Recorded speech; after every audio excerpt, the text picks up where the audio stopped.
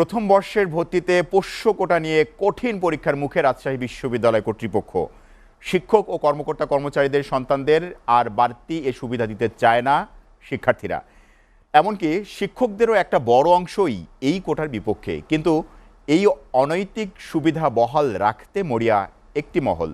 রাজশাহী থেকে জিয়াউল গনি সেলিমের প্রতিবেদন, ছবি তুলেছেন শরীফুল ইসলাম। রাজশাহী বিশ্ববিদ্যালয়ের ফার্মেসি বিভাগের সভাপতি অধ্যাপক ডক্টর শাহনাজ পারভীন, তার বাবা অধ্যাপক আবু বকর সিদ্দিকও ছিলেন একই বিভাগের অধ্যাপক। 1994-95 শিক্ষাবর্ষে ভর্তি পরীক্ষায় শাহনাজ পারভীন মেধা তালিকায় 11তম হয়ে ভর্তি হয়েছিলেন এই বিভাগে।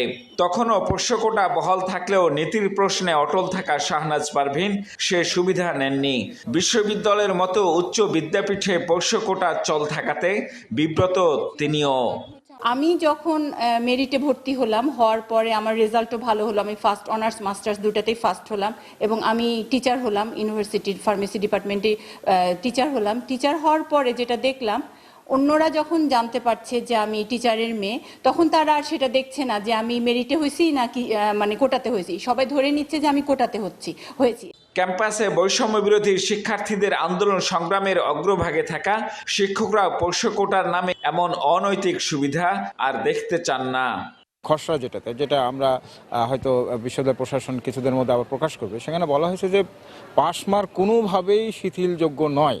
70-এর দশকে শিক্ষক ও কর্মকর্তা কর্মচারীরা একজোট হয়ে নিজেদের সন্তানদের বিশ্ববিদ্যালয়ে ভর্তির জন্য পোষ্য কোটা চালু করেন। অথচ 73-এর অ্যাক্টে এই কোটার কোনো বিধান নেই। এমনকি পোষ্য কোটা চালুর বিষয়ে সিন্ডিকেটেরও কোনো অনুমোদন নেই।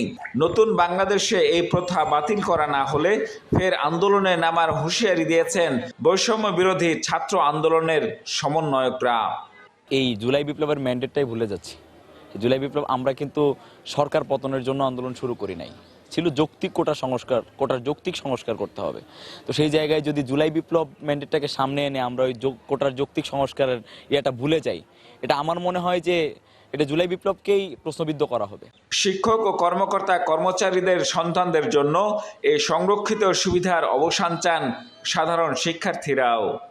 ওদেরকে যথেষ্ট সেই প্রিভিলেজটা পায় যেটা অন্য কেউ পায় না। একজন শিক্ষকের সন্তানকে আমি কখনো পিছিয়ে পড়া জনগোষ্ঠীর অন্তর্গত মনে করি না। ভ্যান চালক, ইভেন আমাদের ক্যাম্পাসে অনেক চায়ের দোকানদার আছে, এরা অন্তত তার চেয়ে বেশি সম্মানীয়, কারণ তারা কাজ করে খাচ্ছে। এখন যদি যে দাবি এটা যদি না মানে, সেক্ষেত্রে আমরা সাধারণ শিক্ষার্থী যাওয়ার জন্য প্রস্তুত আছি।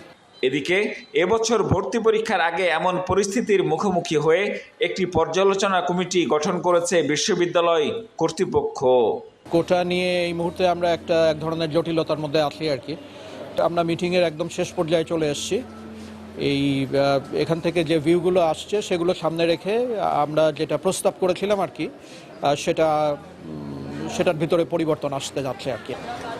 জিয়াউল গনি সেলিম, এসএটিভি, রাজশাহী।